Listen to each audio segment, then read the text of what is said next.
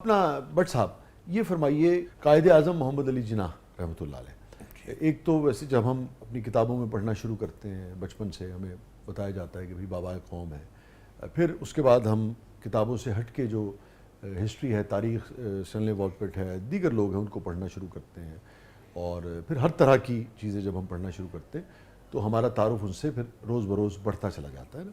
آپ کا پہلا تعارف قائد اعظم محمد علی جناح سے کیا تھا؟ دیکھیں شاہ جی، میرا تو اس معاملے میں انتہا کا سینسٹیو سچویشن رہی لائف میں۔ میں 2 مہینے کا تھا جب میرا والد ایئر کریش میں ڈائیڈ، ٹھیک، آئی واز 2 months old 1948 میں۔ جی، تو مجھے نہیں پتا تھا ان کی کیا کنٹریبیوشنس تھی جناح کے ساتھ یا کیا تعلق تھا، میں 2 مہینے جی کا جی تھا۔ بہت ہی آپ تو میں اسی سچویشن میں ایز اے یتیم چلتا رہا اور ڈیفیکلٹ لائف گزاری۔ والدہ بتاتی رہی جب میں 12 14 15 سال کا تھا کہ میرے والد کا اور قائد اعظم کا غربت تھی اور بہت تعلق تھا کورسپونڈنس ہوتی تھی اور ریلیشن شپ تھا۔ تو وہ بتاتی رہی، جب وہ بتا رہی تھی آئی واز ٹین ایجر، مجھے سمجھ بات کی نہیں آئی، نہ میں نے اس کی اہمیت دیکھی۔ جب میں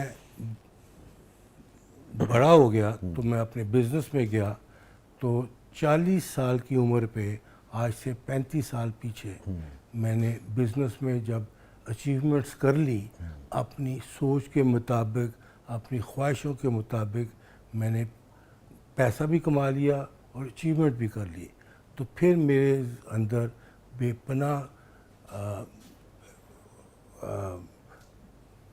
فیلنگ ہوئی، خواہش ہوئی ٹو نو مائی فادر۔ ٹھیک، تو میں نے اپنے والد پہ ریسرچ شروع کی۔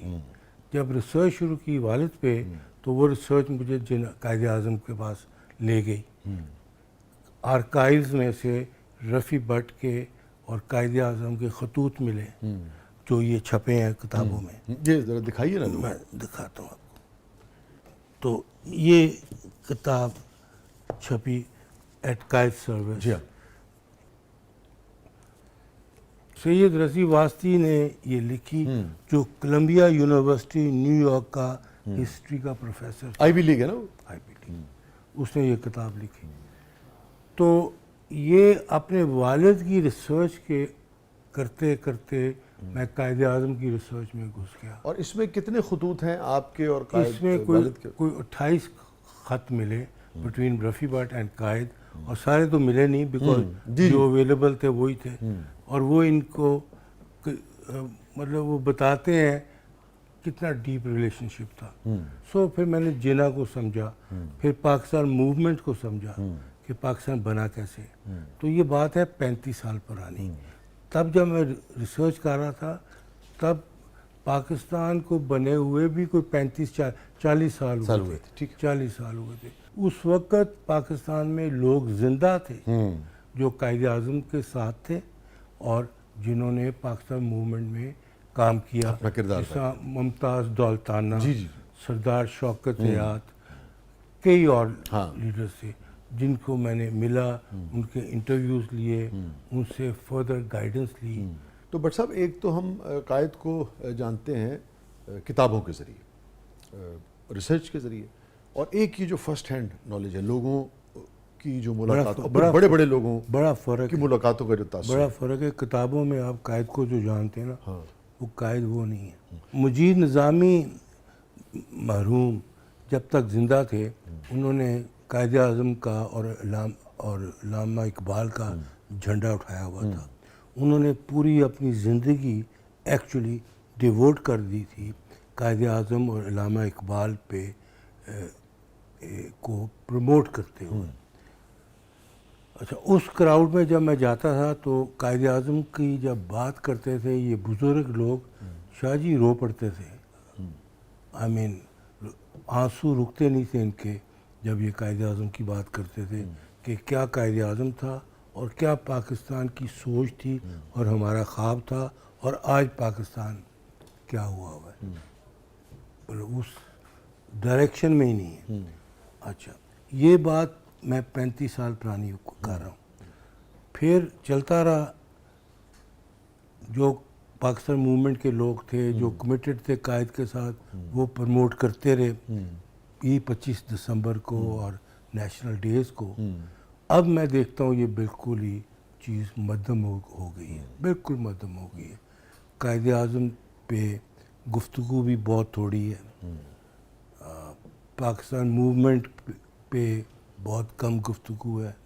نئی پود آ گئی ہے and they are not aware of it. یہ فرمائیے, ابھی سزا شوکت کا ذکر ہوا, سزا شوکت حیات کا, دولتانہ صاحب کا ذکر ہوا, وجی صاحب کا ذکر ہوا, اور بھی بہت سارے ایسے لوگ, خود آپ کی والدہ محترمہ جو تھیں, اور لازم بات ہے ان کا آپ کے والد کے ساتھ انہی کے وہ چونکہ میاں بیوی تھے اور والد صاحب کا ایک تعلق تھا.